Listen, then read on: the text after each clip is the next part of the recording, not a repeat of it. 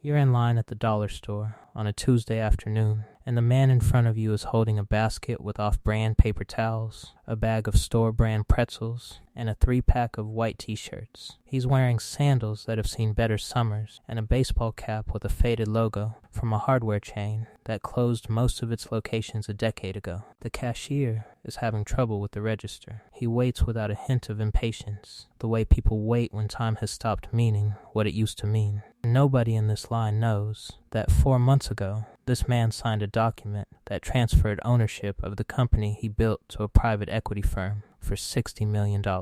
His name is Ron, and right now, he is very specifically, very deliberately buying paper towels at a dollar store because it is Tuesday, and this is what Tuesday has always looked like, and he sees no reason for that to change now. This is the part nobody prepares you for after the number lands. Not the deal, not the lawyers, not the wire transfer. The part where the Tuesday keeps happening anyway, and you realize the Tuesday was never the problem. Ron started the company 34 years ago in a 2-car garage that wasn't his. Technically, it belonged to his father-in-law, who let him use it on the condition that Ron would move his tools out by 6 every evening because the truck needed to fit.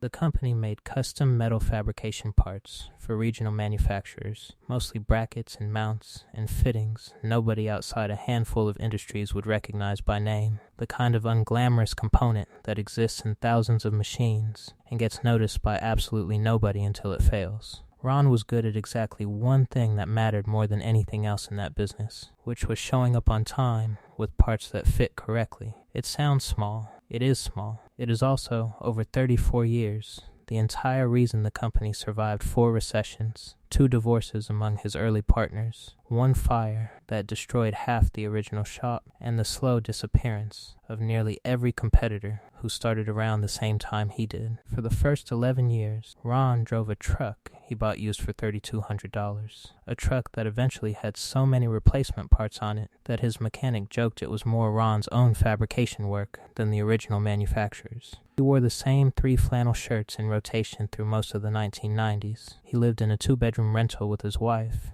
and later, their daughter. And every dollar the company made beyond payroll and materials went back into equipment. A stamping press here, a better welding setup there, a second truck when the business could finally justify it, purchased used, because new trucks depreciated the moment they left the lot, and Ron had never once in his life paid full attention to something that depreciated the moment you touched it. By year 15, the company had 11 employees and a small building it owned outright, paid off 2 years ahead of schedule because Ron redirected every bonus, every unexpected contract, every slow month surplus directly at the mortgage instead of anywhere else. His accountant at the time, a meticulous woman named Sandra, who'd been doing books for small manufacturers since the Reagan administration, told him more than once that he could be living considerably larger than he was. Ron told her, more than once, that he didn't see the business as separate from his family's future, and that every dollar the business kept was a dollar his daughter's future didn't have to depend on someone else's decision. Sandra stopped bringing it up after the 3rd time. She understood, eventually, that Ron wasn't being cheap. He was building something specific, and the specific thing had nothing to do with how he looked while building it. The company grew slowly, and then, somewhere around year 22,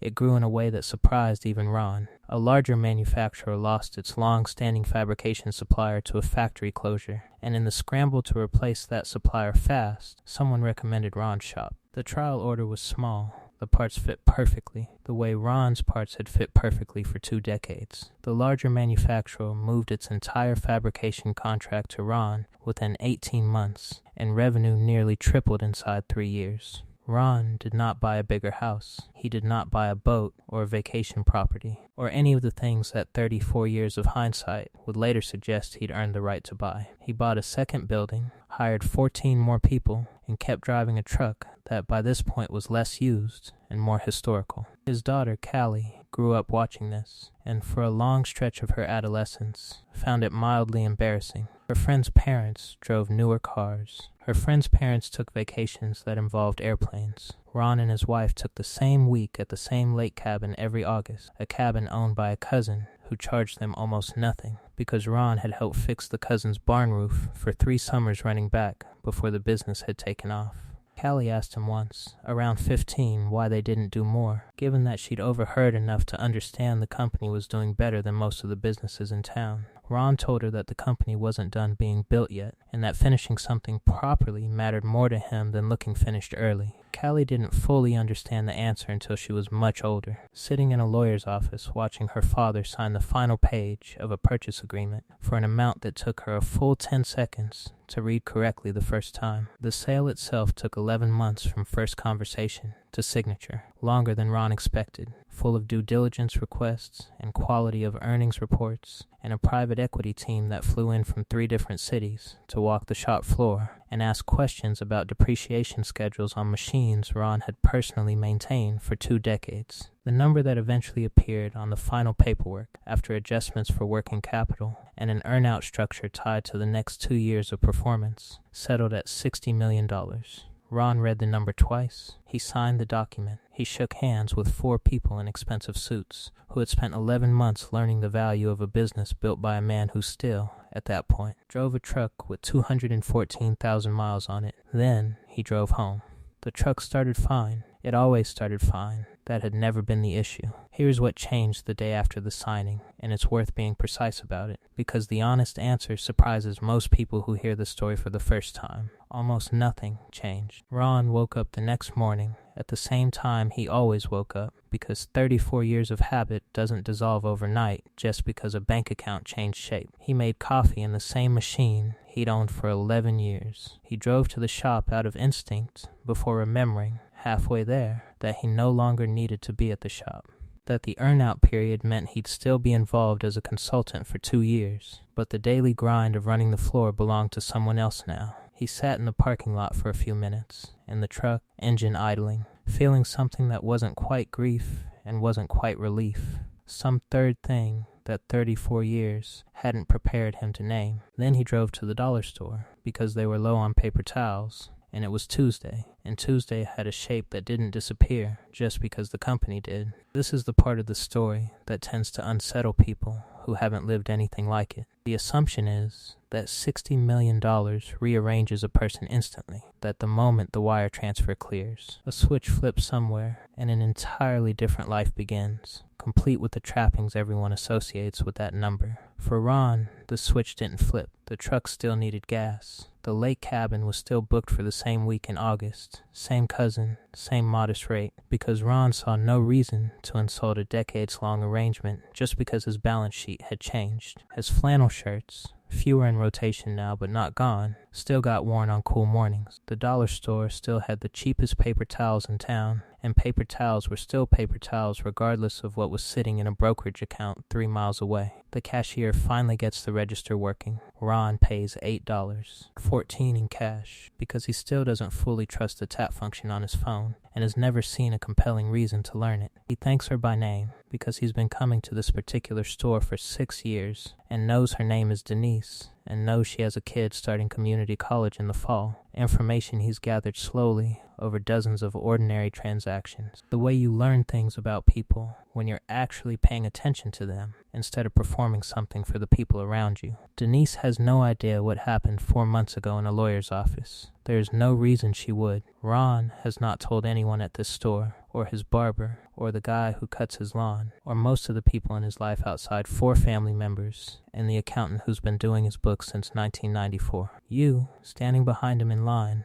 don't know any of this either. You see a man in worn sandals, holding cheap paper towels, taking slightly longer than necessary at the register, and, if you noticed him at all, you probably filed him away the way people file away most strangers in a checkout line, which is to say not at all. That's not a failure of observation. That's exactly what Ron built, deliberately, across 3.5 decades, a life specifically engineered to generate no second glances, because second glances, in Ron's experience, tend to come with follow-up questions, and follow-up questions tend to come with expectation, and expectations tend to reshape relationships in ways that are very difficult to undo once they've started. Callie asked her father, a few weeks after the sale closed, what he actually planned to do with the money, given that the business no longer needed nearly all of it reinvested the way it had for 3 decades. Ron said he'd already set aside a portion for her, structured carefully with an advisor so it wouldn't create the kind of sudden windfall problem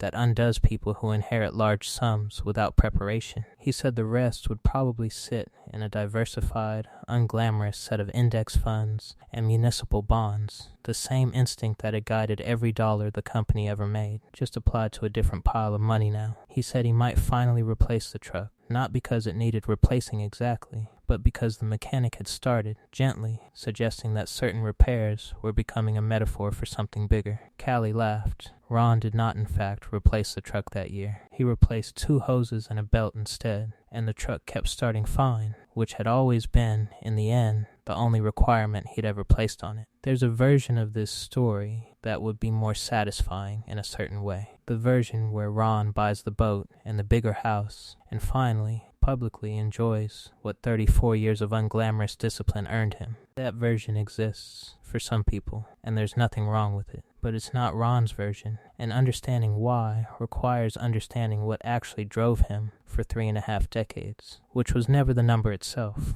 The number was always just the evidence that the parts fit, that the mortgage got paid early, that the second building got purchased, that the 14 new hires kept their jobs through 2 recessions that took out 3 of his competitors. The number, even at $60 million, is still just evidence. Ron built his entire adult life around the process, not the proof. And proof arriving in a lawyer's office 11 months into a due diligence process didn't change what actually made him get up every morning for 34 years. You leave the dollar store a few minutes after Ron does, your own bag in hand, having spent the entire encounter thinking about literally anything else. Ron is already in the parking lot, loading paper towels into a truck with 214,000 miles on it, checking his mirror out of habit before backing out, same as he's done 10,000 times before. He'll drive home, put the paper towels away, and probably call Callie later to ask how her week's going, because that call happens most Tuesdays regardless of what his balance sheet says. Nothing about the drive home will feel remarkable to him. That's not an accident. That's 34 years of very deliberate architecture, arriving exactly where he built it to arrive. The question we're sitting with isn't what you do with $60 million.